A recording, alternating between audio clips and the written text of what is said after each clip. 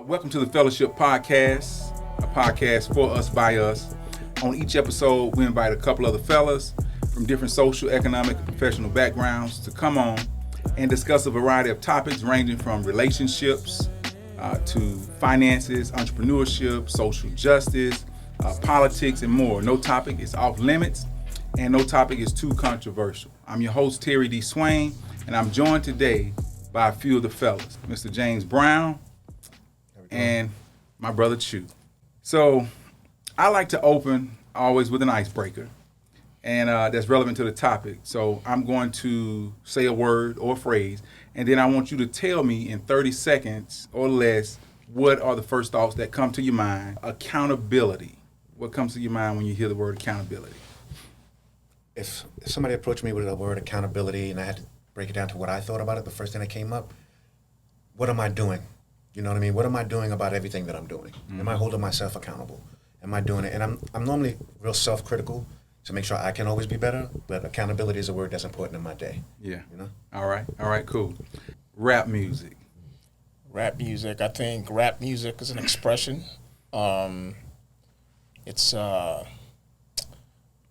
call it a forceful expression of an experience that that we as melanated folks have gone through.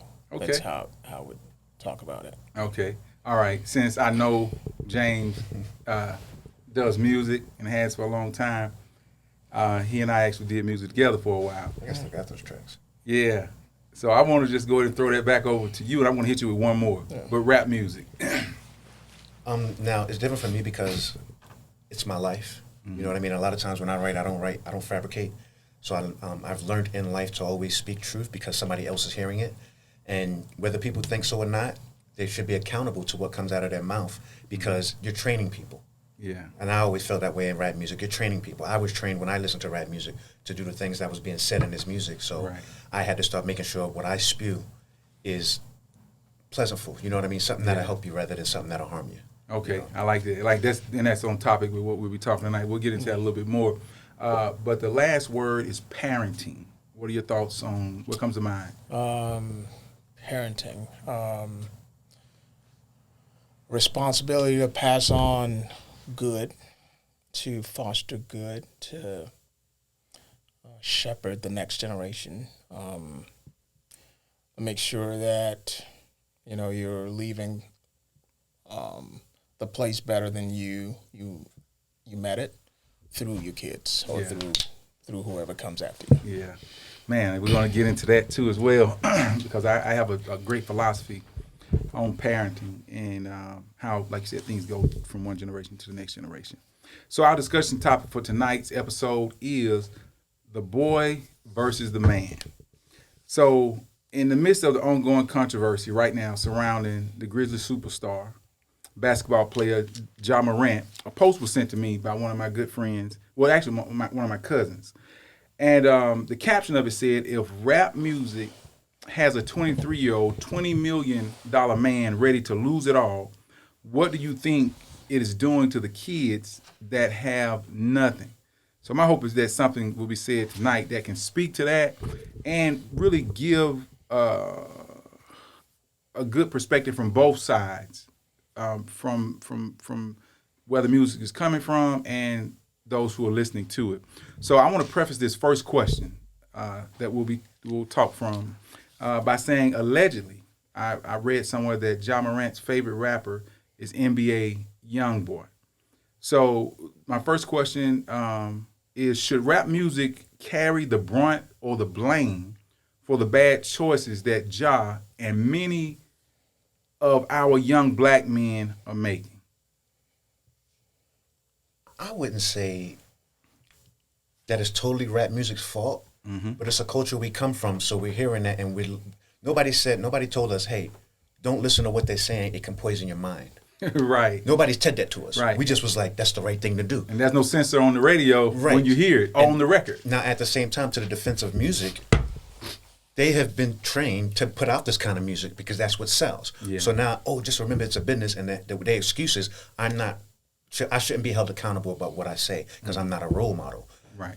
Well, you should have some type of scholar in it telling you that you are responsible for what you say, and you are a role model, and people look up to you. So a John Morant will go into a practice with headphones on, listening to his favorite rapper. What is he putting in his brain? I listen to ebooks, and I remember a lot of words. Like, I drive to work an hour. I hear an ebook. Drive Time University. Yeah. Right. And I'm learning and picking up things. And then sometimes I say, I don't think I want to listen to music right now. But then when I do listen to music, I'm learning the words. Right. Some of those, I don't want to hear that. I might want to hear something more jazzy or something bluesy because I want to infect my soul with something good, so I start my day great. And just short story to that, John Morant starts his day with a pair of headphones on, listening to NBA Youngboy, and I don't blame him. He's 23 years old. I know what I was like when I was 23. Yeah, that's what I was going to go. I was going to ask. Just Right. from that age perspective, you know, relating to you, like you had to grow and develop and mature to this person. Right. Now with that philosophy. Right, and I'm 20 years later. Yeah. You know what I mean? That took a long time. It shouldn't have took a long time. It should have took 2 years. Yeah. You know what I mean? But John Morant should be in a bubble.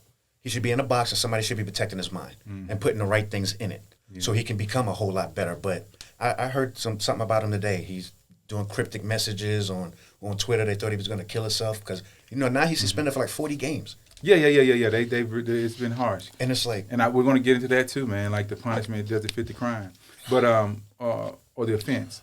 Let me so a lot of things that he said, and I'll talk about myself personally. We threw out the word accountability. I'm gonna throw out the word maturity, right? So I think that's the difference between point A and point Z, or whatever, wherever John Moran is on this spectrum, right, is maturity, right? I was a young boy listening to Notorious B.I.G. was my favorite back in the day. But somebody came and said to me that you're very hostile. You're very angry. You're very, and I was never raised like that. I mean, my dad is like Bible, right? And so, and it took me to have some moment of reflection, right? And I noticed my language was, there was not a sentence without a curse word. Yeah. That was not how I was raised. So I just did like a moment of introspection. I was like, this is not who I am. And I just cut out rap music. Yeah. And then it was, you know. Classical and jazz? No. I just started listening to Christian music. Okay. Anything that spoke about God. And I noticed within a month, my language changed. And so something that James said that I think is important is what you put in is what you become. Yeah. You know, so your garden is, I know we've talked about this, is you don't protect your garden, you're going to get weeds. That's right. And so, yes, there's a responsibility of the rapper or whoever puts out whatever they put out. But we are responsible to guard ourselves. But again, he may not be mature to do it. And to James' point, where's his counsel? Yeah. Right? Yeah. And is he listening to his counsel? Yeah. And that's why those two separate things. and that's why I put maturity, because there was a time when I didn't listen to counsel. That's I've right. always had counsel. But then I started to listen to counsel and I saw the benefits. And I started making small appreciable changes. Yeah. And you know, I'm a different person than I was when I was 18. So what about this? So if we've got to give him space to grow. But I think when I say we, I'm talking about those who look like us. Because those who are on the other side of that, outside of the culture, they don't understand the language. You know, it's almost like with the word nigga. I'm going to go ahead and just say it. I have the freedom to say it, but those outside of the culture, you know what I'm saying, or outside of my black experience, they don't understand it, so they don't have the right to use it like I do, if that makes sense. So not that I walk around using the word, but I'm just saying I can use it within my black experience, with my culture, with my community, and no one gets offended. You know what I'm saying? But because we understand the language. But I think what's happening in society is outside of our black experience, outside of our culture, they looks at John Morant and say, oh, he's another, you know, like AI. You know what I'm saying? He's untamed. Yeah. He's wild. He's a, you know what I'm saying? He's a fireball. But within the culture, we understand where he's coming from. Everybody who flashes a gun on social media is not a gangster. Yeah. Everybody who listens to rap music or NBA Youngboy is not a gangster. You know, something both of you guys said. You were saying that, you know, there's an accountability aspect of what we put out, but then you have labels pushing this. So there's no censorship to music for a young guy, and even if the censorship was there, he still has the choice to listen to whatever he wants to. So I guess what I'm saying is that I believe that we do give him space to grow, but at the same time, we also have to have people within the Black experience, within the culture, within our community, holding him accountable or talking to him. And I don't know if I'm sure there are people who've reached out to him, but we don't know. Is he accepting it? Is he listening to these people and so forth? I was thinking about that too. I said, how come a LeBron James or somebody didn't grab his coattail and say, hey man, sit down somewhere. Hey, cut it out. The first time. Well, the first time it happened. Yeah. Or maybe they did and he was like, don't tell me what to do because I'm John Morant. Yeah. You know what I mean? I'm becoming something big. Yeah. But then even at the same time, you went to a college. You was around some education. You have an agent. Somebody gave you this money. Somebody's giving you an allowance. Somebody's doing all of this for you. Right. And you're doing this every night. Not the same incident, but you're always out at the clubs. You're always out doing this. You're hanging out with. Is it the company you keeping, or and this is another thing I'm entertaining, or is somebody pushing you to do this to build your brand bigger? Mm-hmm. Is somebody saying? Yeah, because controversy sells. Yeah, controversy sells. Now it costs too because you got to look at he's getting hit financially. Controversy in the realm of basketball sells, not in the realm of what he's doing. He's losing money now.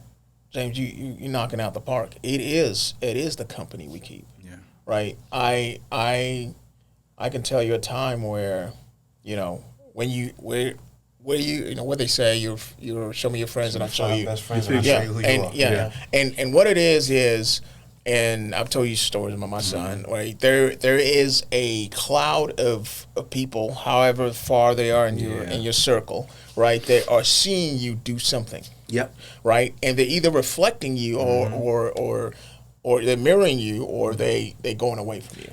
Right. And somebody knows what you're doing. Yeah. And somebody either co-signs or says, hey man, that's not a good idea. And the more people that co-sign, you start to get a kind of validation that you're doing something that is right. You see the same guy in the video with him with the braids, the short guy? Yeah. He's in every video that guy does something bad in. He's in every one of them. And the danger of that is birds of a feather not only flock together, but they fly to the same destination. Yeah. So if you notice, John Morant is flying this way. Yeah. But in that crowd, it's turning him because you're right. If he's out 40 games, what does he have to do with that free time? You see what I'm saying? Yeah. Like, is it? You see what I'm saying? It could easily transition him to flying to a different destination. And it's harder to pull up than to pull down. Exactly. So the reason I'm using myself as an example.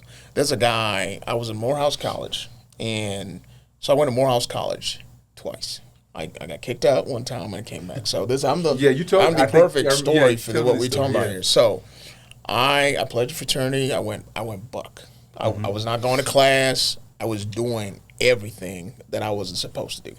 This guy, Master Chief Hutchinson, said to me, he said, you can't hoot with the owls at night and rise up with eagles in the morning. Yeah. And I said to him, like, well, this is old man talking about, right? And so, I got put out, but I came back, and he was still there. Yeah. But this time, every word he said was and I became that guy where I'm like, I see people, I'm like, man, no, this is not going to end up well for you because I lived it, and you can see it coming up. So the point to this, bringing this up, there was a time where Master Chief was consistent, right? There's somebody in John Morant's life saying, that's not going to end well. Yeah. But he's not listening because he hasn't reached that place of understanding, that place of maturity where it starts to, dial in. Yeah. So I came back to Morehouse, same guy, and I'm the one going, he wants, this another one he said, if your friend is going to Detroit and you going to California, or you on the same Greyhound. He told me that when I was younger. And I was like, what is this man ever talking about? Yeah. But what it means is, if you have already bought a ticket, you understand where you're going. Yeah. If your friend is going somewhere else, you're not on the same. You're not on the same Greyhound. Yeah.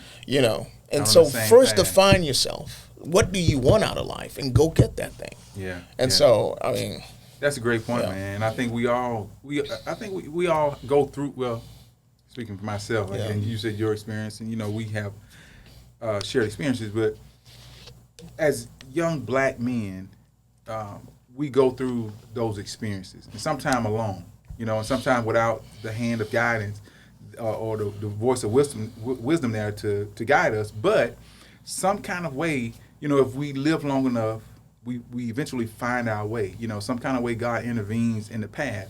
We see that there's a kind of like a trend of young black men flashing guns on social media. So that's nothing new what he's done.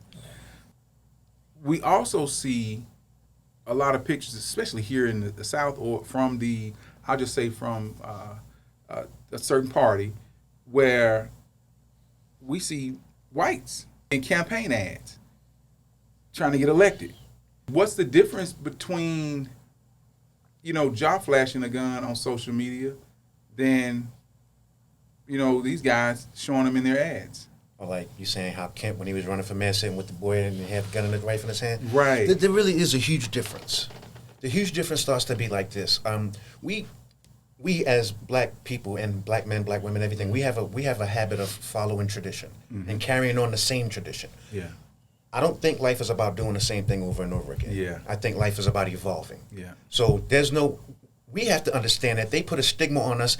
It's like a blanket they put over us, and that's the stigma. And we said, we're not going to take it off. We're going to be warm in it. Mm-hmm. When we could have said, you're not going to make me look like this. Let me tell you a story. This guy while I was working, he was cool with me. He liked me and everything. But he would come around and he would say, when I would come in the building, he would say, here comes trouble. Here comes trouble. Yeah. Oh man, what's going to happen with this guy? Da, da, da, da, da. Yeah. And so one day, after he did it the first time, I was like, how's everybody else hearing that?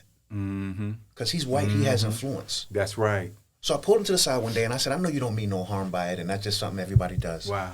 But when you address me next time, say, how's that great guy doing? Man. Say, here comes that good guy. Yeah. So we have to stop. Or call me by my name. Yeah, or call me by my name. Yeah. Right, but don't say I'm trouble, because you have influence, and everybody that hears you say that is repeating what you said. I like that because I just recently had the same thing happen to me, but it was with another black guy. It was I know he was joking and it was all in, fun to him, but he didn't know me well enough yet. We only had a couple conversations. Right. So I had to do the same thing. I had to immediately say, hey, don't call me that. I'm not stupid. That's not what I am. And he tried to explain that, I was just saying. I said, yeah, and I'm just saying, don't call me that, because that's not who I am, because I don't, I believe in the power of words, Right. And like you said, someone else could hear that. And if they hear that, then now they'll think, oh, number one, they're thinking I'm okay with it. That's who you are. Right, and that's who I am. Yeah. But also, I wasn't watching, but the channel some way ended up on this country station, country music station. And I think it's just over the night, after something I was watching just went off, and in the morning it was just, they played country music on this channel, videos. And that was this guy in this video that was telling a story. How country music has a story about how he went to murder this guy that was living in a single wide trailer. And he's walking through the story. He did something to his some female in his life. And he walks through the story of how he went to the house, kicked in the door, woke the man up, killed him, called the police, and went and sat on the front porch and waited till the police got there. Okay, so why don't they try to ban those type of videos versus when they see us doing things from that we're just reporting the news, just like maybe this guy. Maybe that was a story ripped from the headline. As I was saying, that's the reason why I brought up the guy who said that, and you had your experience with it, and you had to stop him and say, hold up. We have to stop them and say, hold up. Because what they're doing, they steal everything. I mean, they take everything from us. They take our ideas. They take the way and they create it. I was thinking about this morning. Do the exact same thing. But it's okay because it's in a lighter area. Yeah. It's in a world to where, mind you, we're only bad because we're black. We're only bad because they said for a while to the world, hey, don't like them if they look this color because they're monkeys, they like watermelon and chicken. Violent, and they're aggressive. Right, this is who they are. Yeah. I don't know if you ever seen one of the videos when people come into the country for immigration. You see this video, and they tell you this video, and in the video, they got all these nice things happening. Of course, you know the people that's in these videos. Yeah. Everybody except us. or maybe one of us. Then when you can get to the bad things in the world, and it's all us. Mm-hmm. They're training people as soon as they come into the country. Don't deal with these people. Yeah. Same reason I why. never knew that. Yeah. Same reason why from the beginning, since if you want to think about slavery or anything, all they called them was bad. Gave us a Bible to read. Yeah. You know what I mean? Yeah. Did certain things to us. So what it did is train our mind. Mm-hmm. And so you ever go by somebody and you say, man, I'm going to do this. And they say, don't forget you're black. Mm-hmm. We're taught to hurt ourselves. Yeah. You can't make it nowhere You're because right. you're black. Yeah. What we should be, I worked a job and I told him, I said, let me tell you something. A guy told me, that country guy, he said, man, don't forget you're black. I'm tired of remembering that I'm black. Mm-hmm. Now I remember I'm a person just like everybody else and I'm equal to everybody else. And you're not going to take that from me. That's right. And I'm not going to let nobody sit and tell me that they can't make it because they're black. You know what I mean? That's the book I got. Yeah, and that's, that's one of our problems is because we're so used to being. Go ahead and plug your book too, man. Oh, we at it. Yeah, I got a book right now. It's on Amazon, Barnes & Nobles. It's written by J. Brown. It's called Get the F Up. The F is EF. And it's just a motivational series. It's about a lot of things that we're talking about now and how, like I say in the book, I'm not my ancestors. I'm somebody different. You know what I mean? They taught me a lot. And I took it and ran with it in my mind. Right. And that's what I teach my kids. So the communities I would live in or the places I put my kids in school or even the places I go, like you were saying about why can't they have guns and everything. Mm-hmm. We all should have guns, but we all should be responsible with them. Yeah. See, the difference between John Morant and a white person, you're not following their rules or you're not playing the game the way it should be played. You should have a licensed gun.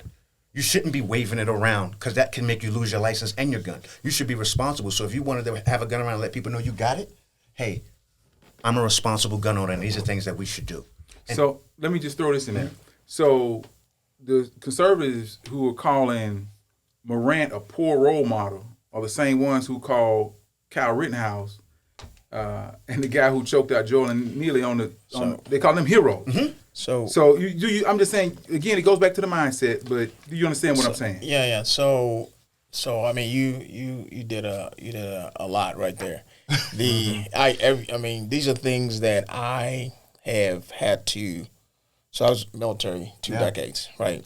I'm always one of, and I got commissioned, so I was an officer. So, there's not too many black officers. Yeah.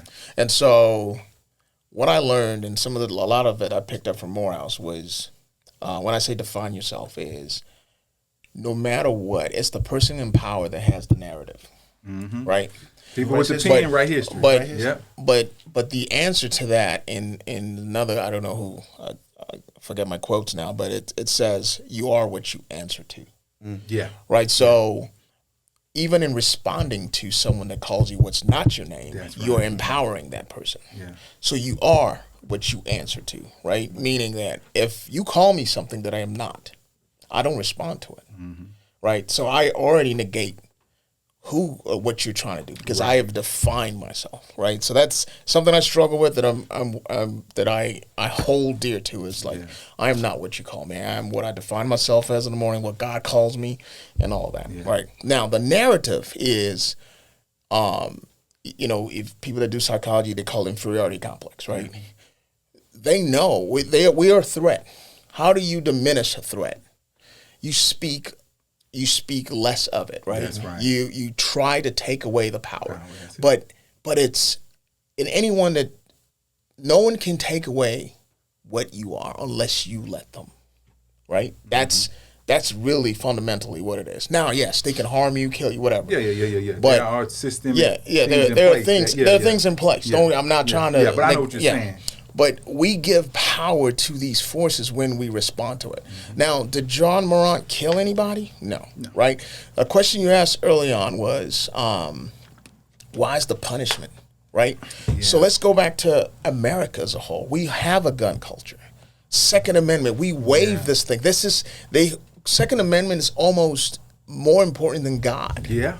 Do you understand? And more important than life. Yeah. And this is touted by conservatives and that group, whatever Venn diagram you want to call it. Right. They tout that, right?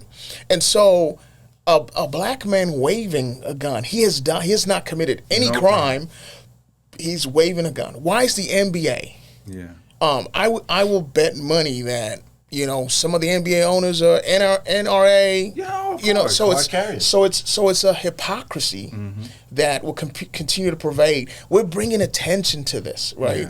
Yeah. And when I say we, all this media attention. He has done nothing wrong. Yeah. He's waving a weapon. Yes, there's responsibility of having a weapon and things like that, and he should be smart, and that's why I started with maturity. Mm-hmm. There's no need. If I have a weapon on my body, there's no need for anybody to know that. Yeah.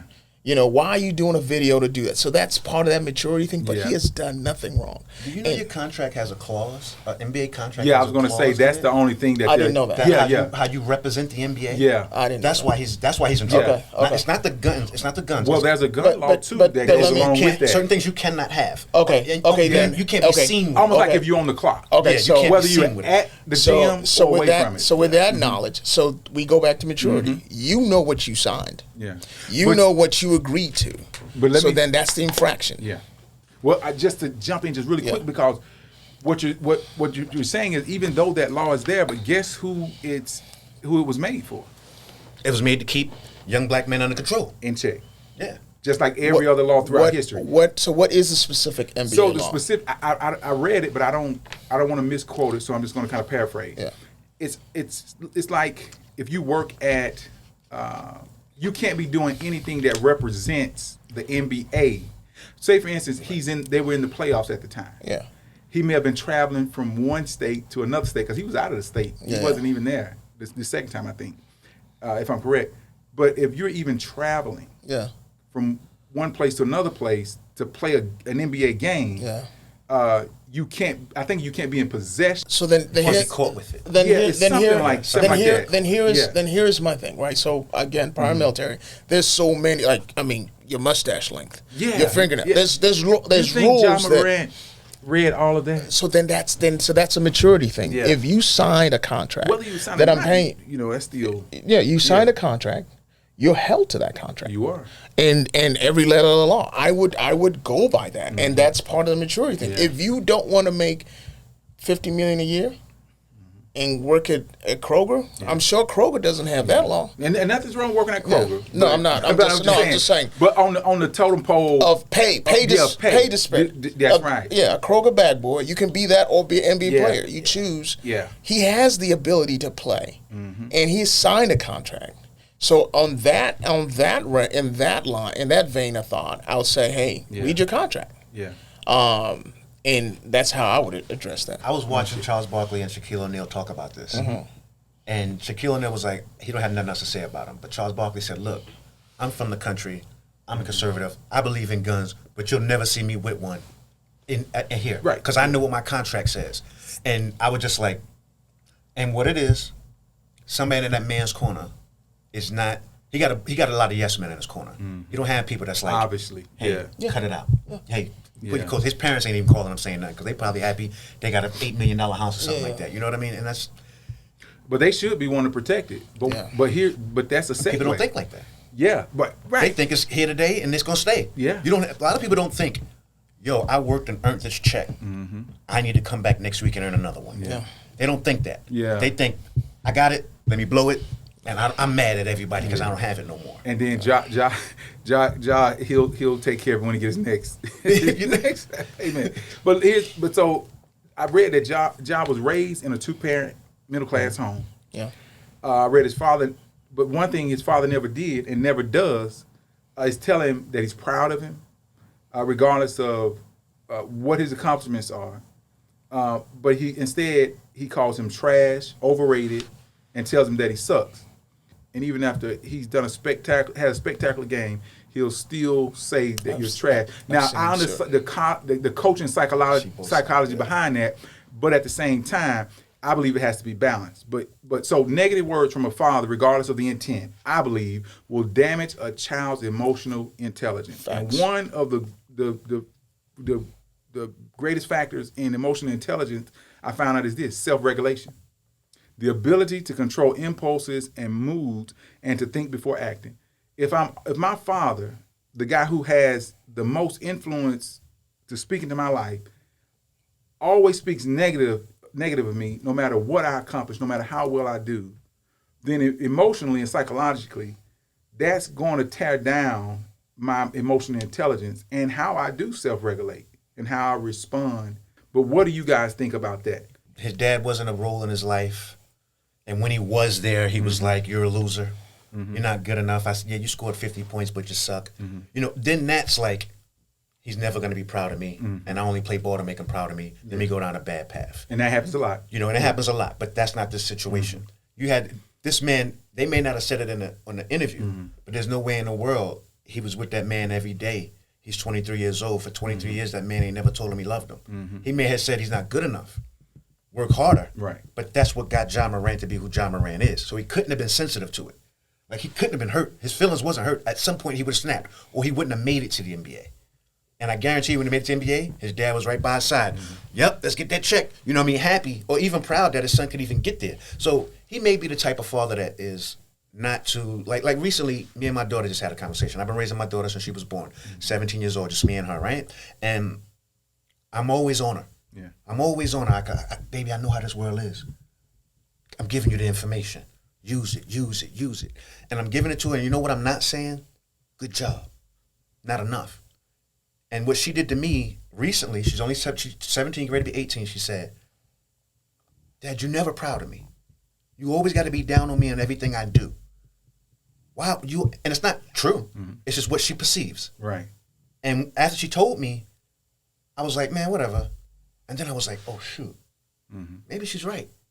Maybe I thought about it. I said, but I do say I'm proud of her. I tell her I love her all the time. Yeah, but that's all she hears the negative. Yeah. All she hears the negative. And so I went to her and I sat her down and I said, you know what? I apologize. Yeah. You know, my fault. Because I thought I did it enough. Yeah. Now let me change my approach because I can learn things too. Yeah. You know what I mean? I'm not too big to know everything. Yeah. And I was like, so I'm going to change my approach. So my daughter's 17 and came at me and told me that. And I was willing to fix it. Yeah. And can I interject and say this, that a female will be quicker to come and tell you than a male would. A male would hold that inside. Yeah. And you won't even know. A man can hate you and you not even know it. But a woman, she gonna tell you. You gonna know what's on her mind. Yeah. So I guess that's really what I was saying about could be. And that's all. Again, those are all scenario. Right. You know that. Right. But you made a great point. Yeah. That he could be. You know, he just hasn't vocalized it, or maybe he has, and his father told him the exact same thing, that I am proud of you, but this is what you need to hear for me to get you where you're going. You know. You guys are talking about my life today, man. This is my point. So I grew up with Nigerian parents. For those of you that don't know, we don't say I love you. Okay. That's just that's not something we do, right? Your mom might say, hey, don't get hit by a car. That's I love you. I got you. Yeah. You know what I mean? And so, well, let me ask you this: do you know that though?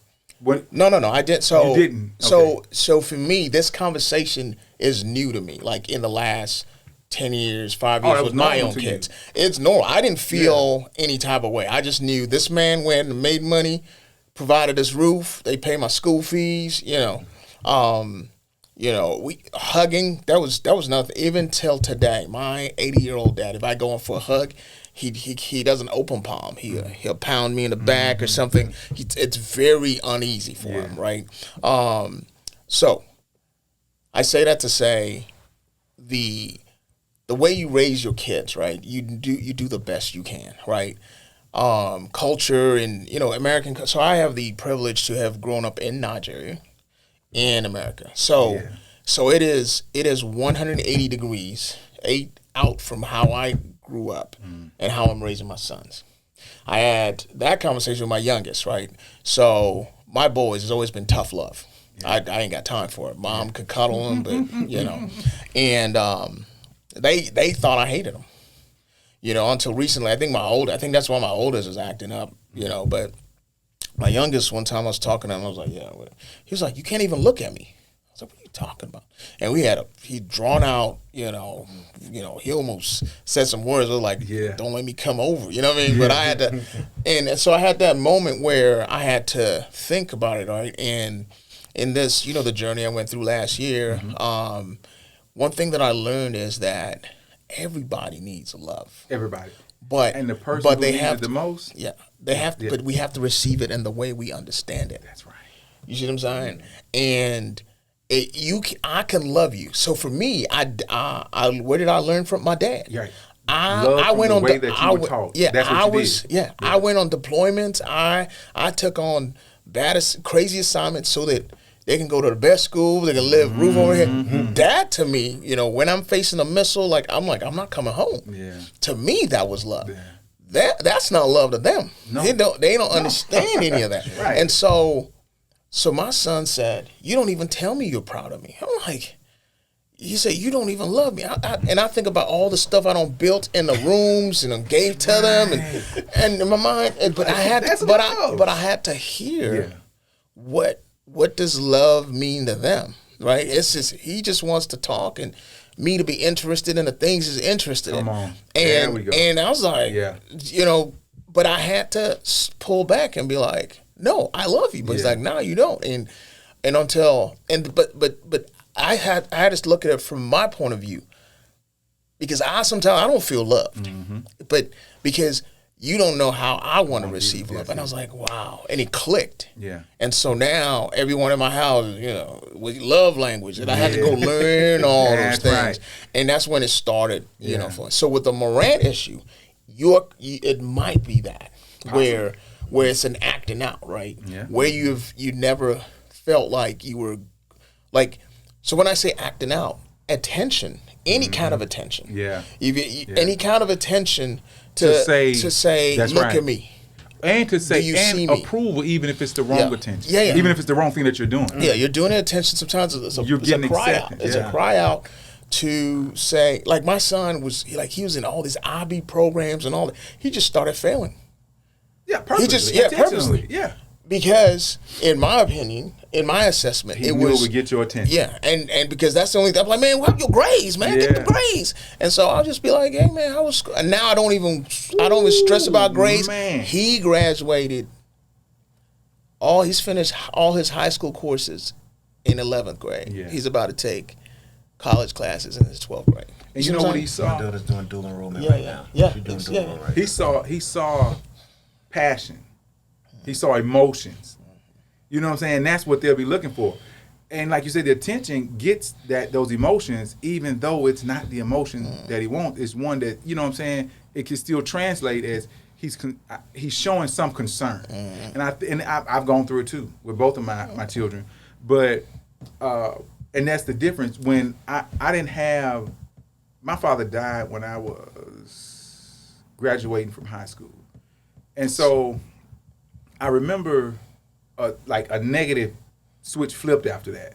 Like, man, I got involved with, gang affiliations and criminal activity and just things, things that I never would have been in because he did the same thing as far as the love language that he spoke was that aggressive, tough, and he had us, like fighting kids in the neighborhood and wrestling and, doing all this stuff. My boy, you can't beat my boy, this type of stuff. Yeah. But after he passed, it was like all of us, all three of us, me and my other two brothers, it's just a switch, man, and we just like slid down the wrong path. And for a long time, I used to say that my dad wasn't a good dad because he was really one of the town drunks.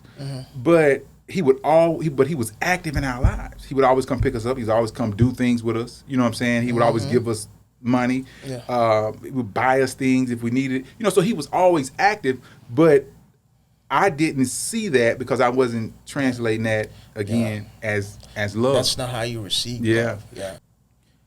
When talking about personal convictions and values, what do you guys believe is the strongest factor that drives a young man to make the right decisions and choices?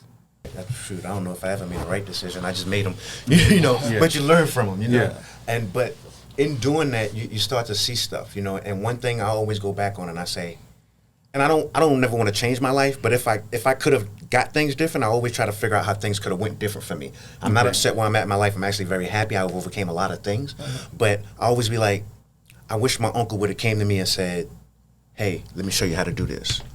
I wish my dad would have fought my mother a little bit harder. You know what I mean? I wish my mom didn't think that I had everything under control. You know what I mean? So you always, even though you may figure it out, you're always like, I needed that love from people. And love is very important. You know what I mean? My daughter doesn't like to be hugged. You know what I mean? That's just, she grew up doing that. But I'm not like a girly girl father.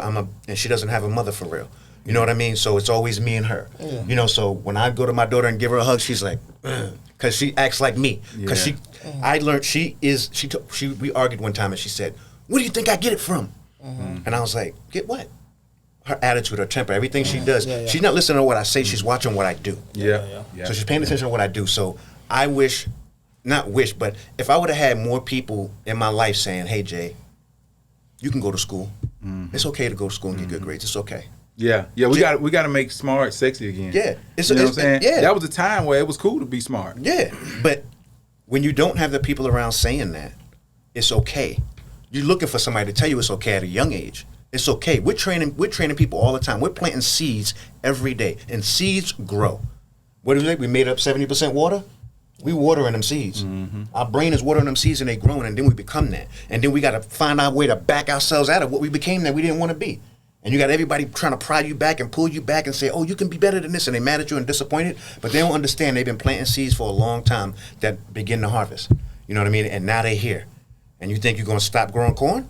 You know, you got a whole field of it. Yeah. What you going to do? Yeah. You know, so I think for me and the way I see life sometimes, it's just like, be careful of the seeds you plant.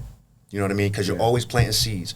And repeating history is what we shouldn't be doing. We should be enhancing history. Yeah.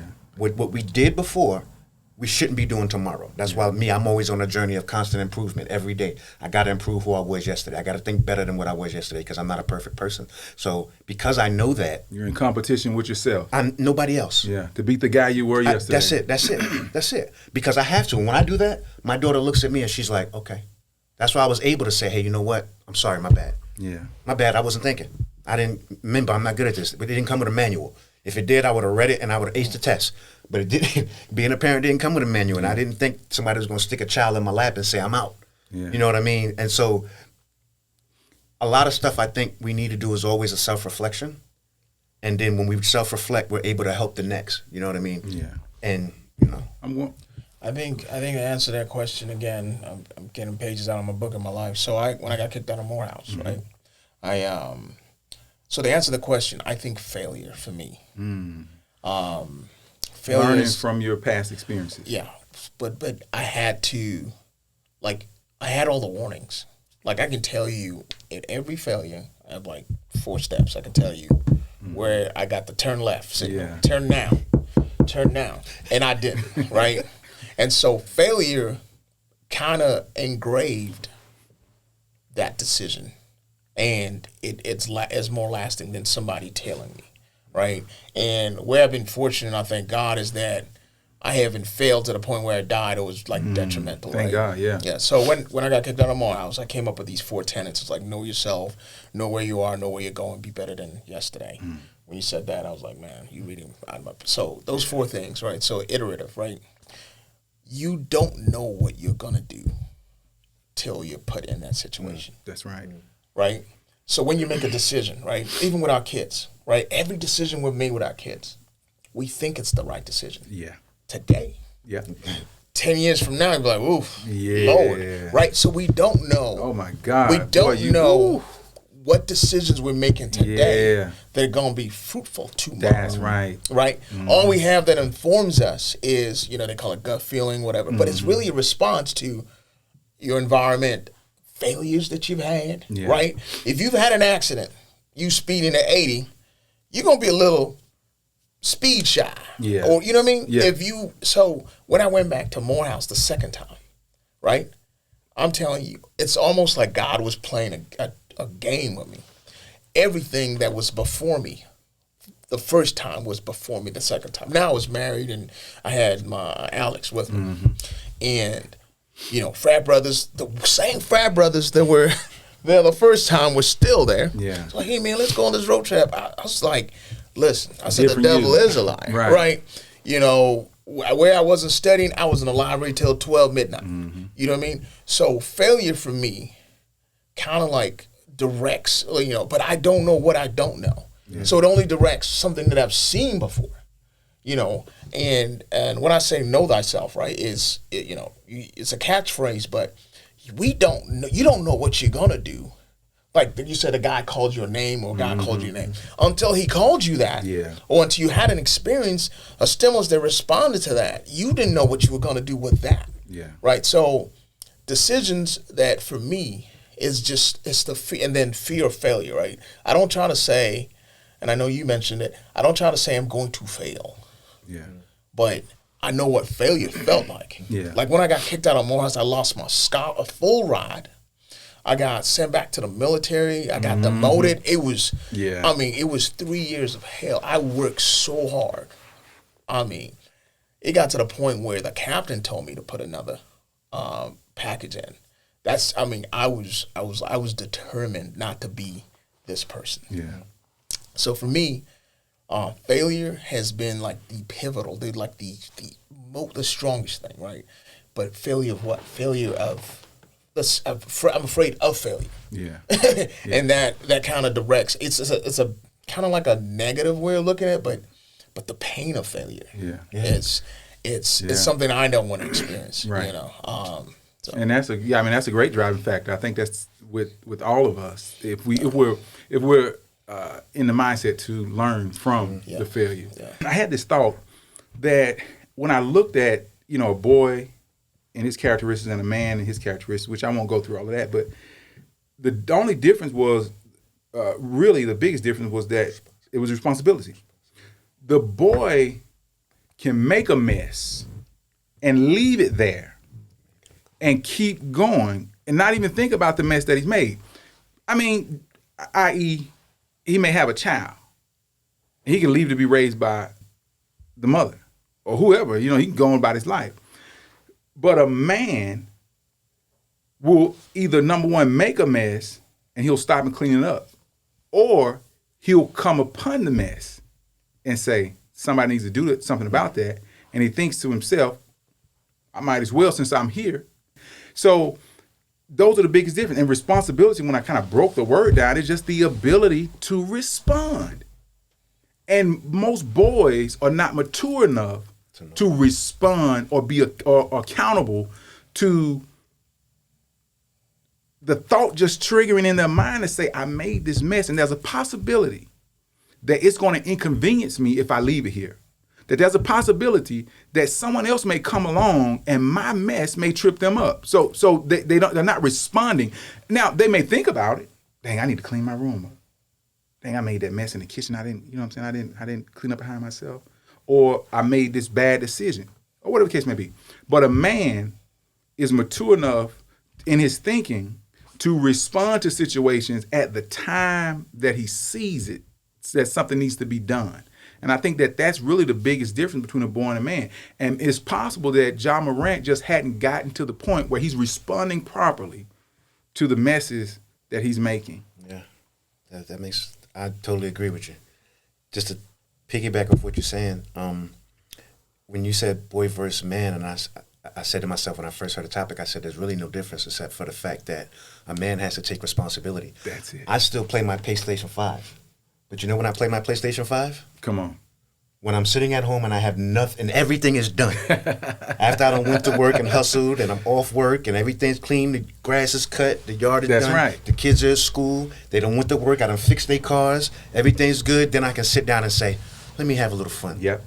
My fun only lasts about an hour before I'm back to work. Mm-hmm. You know what I mean? And a man understands that he has a job. Yeah. And his job is making sure everything in that house is taken care of and everybody in it. Yeah. You know what I mean? Yeah. And being responsible in his life. You know what I mean?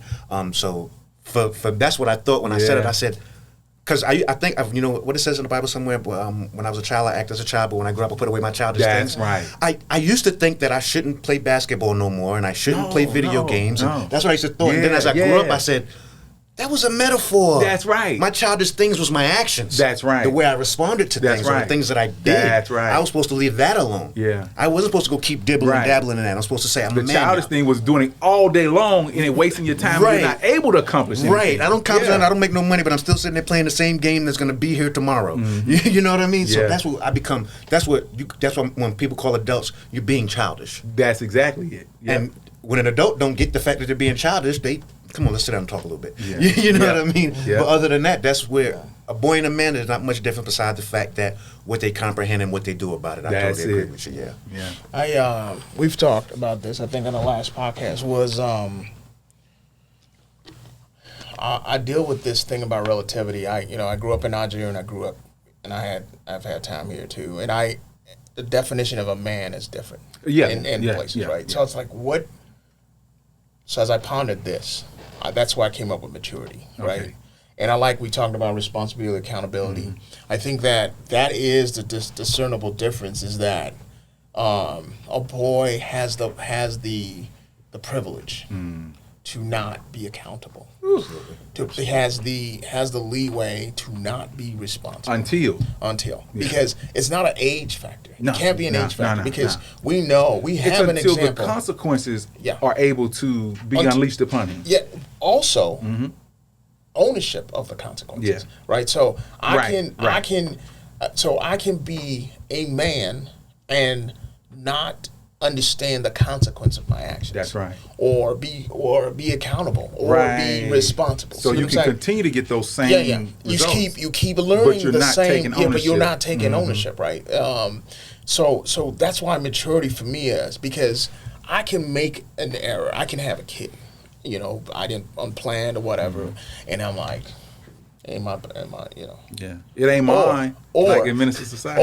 Or I can be like, man, I need to step up. Need to man up, yeah. Right, and I think it's those actions that define, like my son at home right now doesn't care what is in the bank account. When he opens that fridge, there better be something over here. Yeah. He goes in that garage, his 42 gram protein shakes better be in there because it deliver Amazon. He does not give a and he'll look at me like, what's up? No delivery? That's I ain't go grocery shopping. Right. On the other hand, my boss can talk to me any kind of way. She can call me a fool, an idiot. You know what? I ain't saying nothing back to her because I got to make this money to put a roof over their head. That's the difference. Is that I understand the gravity of being a man. That's right. Your decisions, how they affect other people. My son is a male. He came home and napped. He don't care. He don't care where the light bill. He don't care anything. He didn't ask me, Dad. How was your day? He just went and took a nap. Yeah. That's a boy. Yeah. That's it, man. That's it. Well, listen, man, our time here has definitely been productive. And I thank you guys for joining me on the podcast today.